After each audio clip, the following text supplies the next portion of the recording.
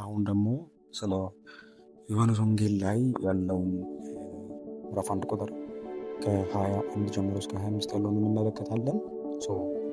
እንኪያስ አንተ ማን ነህ?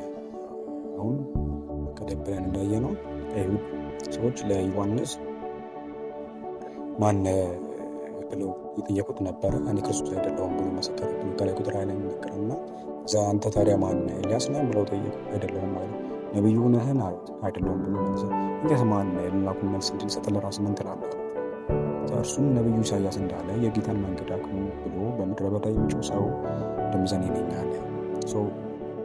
የተላኩትን ፈሪሳውያን ነበሩና እንግዲህ አንተ ክርስቶስ ወይም ኤልያስ ወይም ነቢዩ አይደለህ ስለምን ተጠምቃለህ ብለው ጠየቁት ማለት ነው።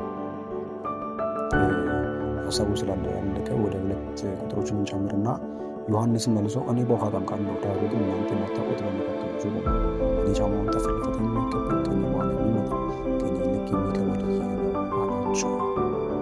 ቁጥር 27 ድረስ ይነገራል ማለት ነው። ባለፈው እንዳየነው አይሁዶች ኢየሩሳሌምን ከግዛት ነፃ አውጥተው አዲስ መንግስት መሰረታዊ ብሎ የሚጠብቁት እንደሚመጣ በነቢያት ሰምተው ነበርና ያ ዮሐንስ እንደ ክርስቶስ አይነት ነበርና ከዛ የሚያረጋግጡ ፈልገው ጠየቁት። ማን ነው? ውስጥ ክርስቶስ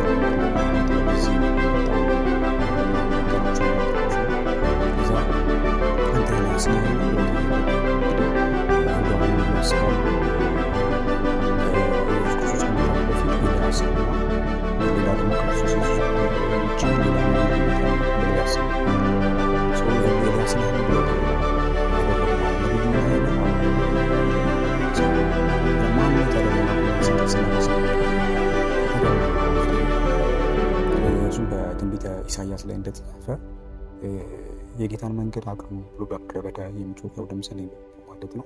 ጌታ ሊመጣ ላለው ጌታ መንገድን የሚያዘጋጅ ወይም ደግሞ ሰዎችን የሚያዘጋጅ ጌታ እየመጣ ነውና በንስሐ ከክርስቶስ በፊት መንገዱን ላቀና የተላኩኝ ነኝ ብሎ መለሰላቸው ማለት ነው። ታዲያ አንተ ክርስቶስ ወይ ከዛ ጠየቁት። አንተ ክርስቶስ ኤልያስ ወይም ነቢዩ ካይደለ ስለምን ታጠምቃለህ ብለው ጠየቁት።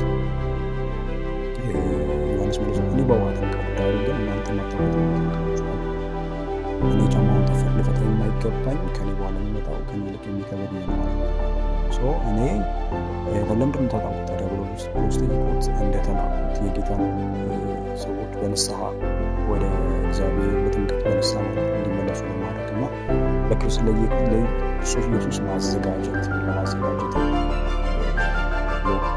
መሰላቸው